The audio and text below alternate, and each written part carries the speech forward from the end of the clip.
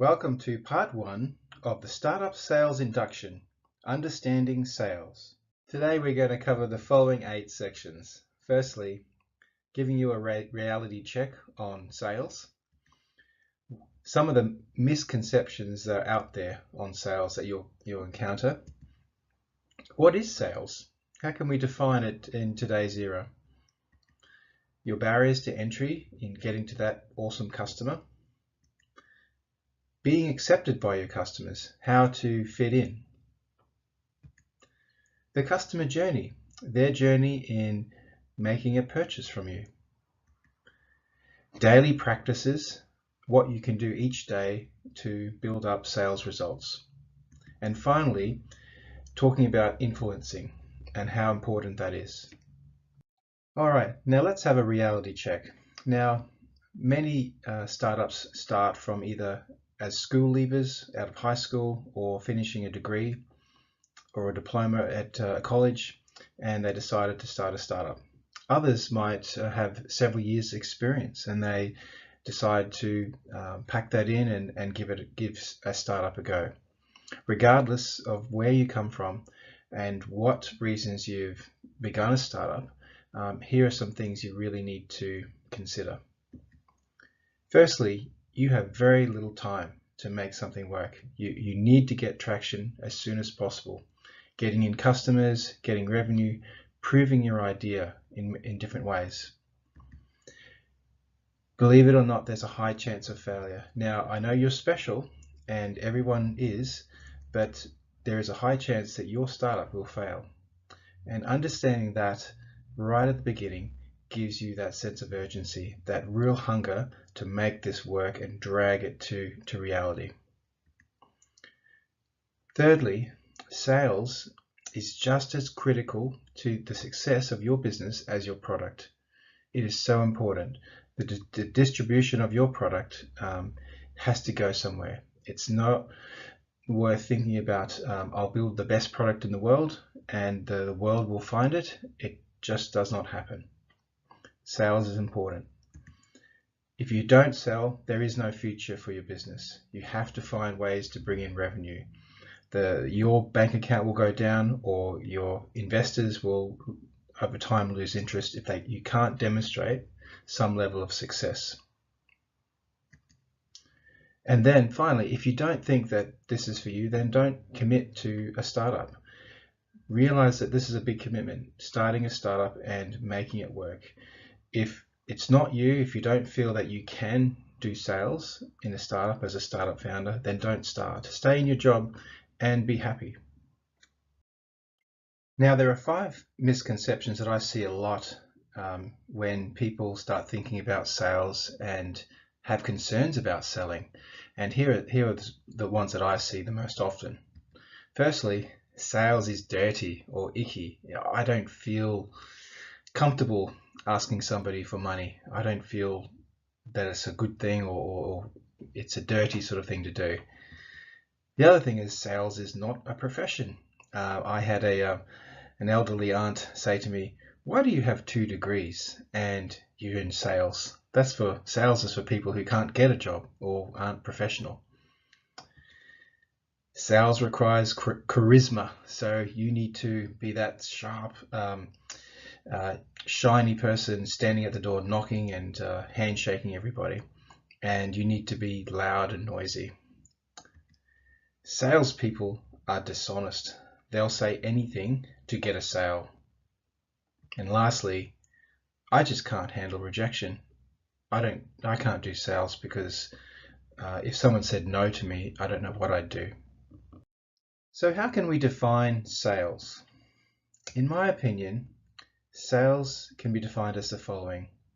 Sales is the act of moving others to an action that benefits both parties. For example, I would like you to take an action that will benefit you and also benefit me.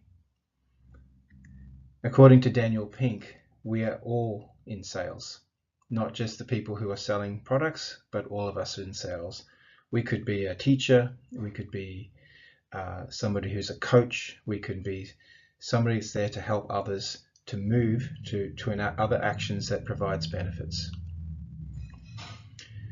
Sales sometimes involves money, but in selling, and especially complex sales, the money and the actual transaction is the very last thing that occurs. Selling occurs and many steps occur along the way to achieve that final result. Sales doesn't always involve money. And also, sales requires honesty and integrity. You just can't get by with being dishonest. It just doesn't work. It's not the right thing to do either. There are barriers to entry in selling to new customers, and I've identified 3 areas that can be a big challenge for especially startups. Firstly, senior management is hard to reach. They have gatekeepers, assistants to keep people like you away from them. They are very busy and they have a lot of pressure to achieve the business's goals.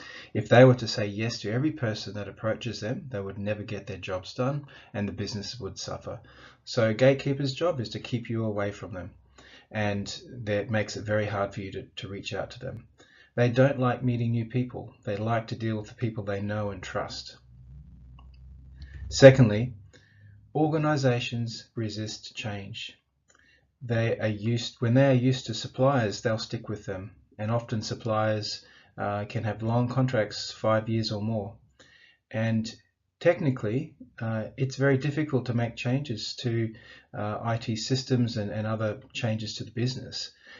It requires stakeholders, it will involve resistance to change, and a lot of people will just push back and refuse, even if they're unhappy with the current problem.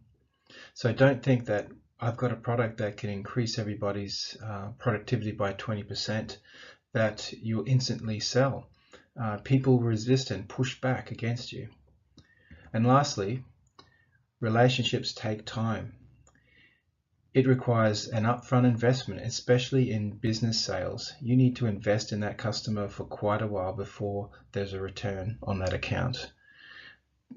Ultimately, though, if you have those long relationships, they do pay off, but it takes time. Being accepted by customers. Try to think of organizations that have immune systems like us.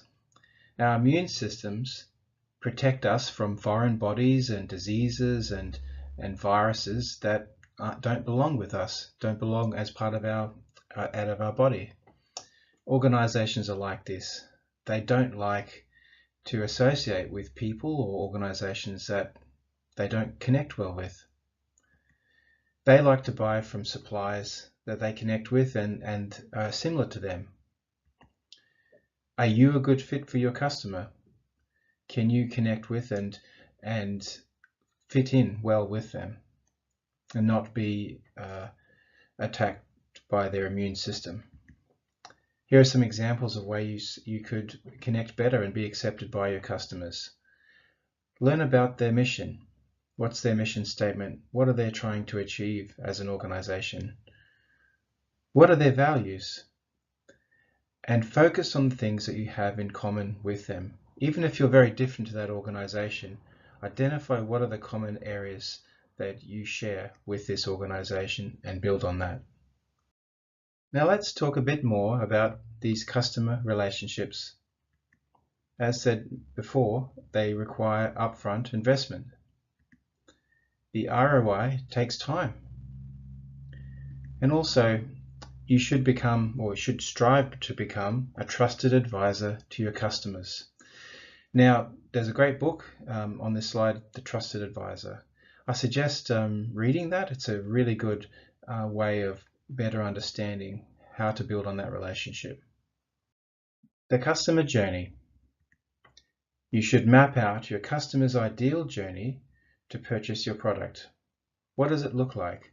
What are the things that they think about before they make a decision? What factors impact them to go towards you, and what factors push them away from you? It's really good if you can map this out. As a generic example, here are some steps to think about in that journey. Firstly, they need awareness of a situation and try to be solving that problem. They work out a direction on what they want to do and then filter out various suppliers or ways of solving that problem. They complete the negotiation and make a purchase, and then the execution and delivery of your product, delivering value to them. And lastly, ideally, you can have a happy customer. Now, doing this is a great exercise to start when you're just building your startup and you're just getting those early customers, because over the months and years, you can compare the journeys that you've mapped out at month 2 to month 22 and be able to make comparisons. Are customers still making the same decisions or journeys? This is really good insight into future growth. Now, believe it or not, sales is really hard. You've got to work really hard at sales to make it work. You might jag a few early deals, and that's awesome, but to make consistent month in, month out sales results that's predictable, there's no way to get around that. That's hard work. So what I recommend for the next 5 years, you commit to 1 hour a day, every day, to sales. If you can do that each day and get the right support and guidance from mentors or coaches, you're going to get the success that you need. Here are some metrics that you should focus on. Firstly, the research. Who are the ideal people that you should be identifying? Building those lists of ideal prospects that you can turn into leads.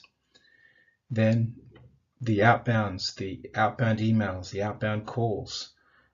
Start building on those. How many you should do each day. And then the number of meetings you hold each week. Getting to a good solid number of meetings with these prospective customers. And finally, having an active list of opportunities. What size should that opportunity list be? Do you need 20 or 30 or 50 active opportunities that you can then close regularly each month to get your targets? Focus on that, and each of these metrics will get you the results that you need.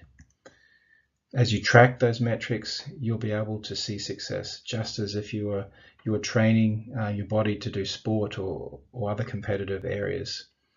And as you do this, sales will come. You'll get the results that you need by actively focusing on the activities that get you these results. Influencing. There's a regular question I ask startups, and that is, who do you want to influence the most? A lot of them respond by saying, well, of course, I want to influence my customers. I want to influence my staff and maybe those investors that I want to attract.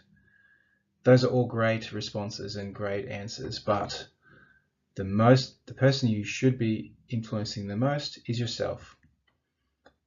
You can influence yourself to be more confident, to be ready to master new skills and continue your learning. Regardless of your age, this is an opportune time to learn new skills as a startup founder, and you have to be ready to let go of old habits and old perceptions in order to move forward and break through and get that success that you're passionate for. Here is some homework that I'd like you to take away after this presentation. Ask yourself the following questions. What does sales mean to me? What beliefs are holding me back? What do I think about sales? How can I be better at selling? And also, how can I be committed to persist in sales in the long term? This is a long-term commitment. To be in a startup, you have to sell. Can you do it? Write down the sales results that you need to make in the next 2 weeks. Now remember that not all selling is to do with a financial transaction. But what are the sales that you need to achieve for your startup success? And finally, how are you going to achieve these goals? What steps are you going to take? What plans are you going to make? And who can you involve to assist you in achieving this? To learn more about what I've been talking about, you can do this additional reading. These 3 books are really awesome. I've already mentioned The Trusted Advisor, teaching about how you can really focus on helping the customer succeed. The next one is 0 to 1 by Peter Thiel. Particularly go to chapter 11, where he talks about sales and overcoming misconceptions by founders, especially tech founders who don't really understand selling. And the last book is To Sell is Human by Daniel Pink. And he talks about how we are all now in sales. It's a great read and will build on what you've already learned now.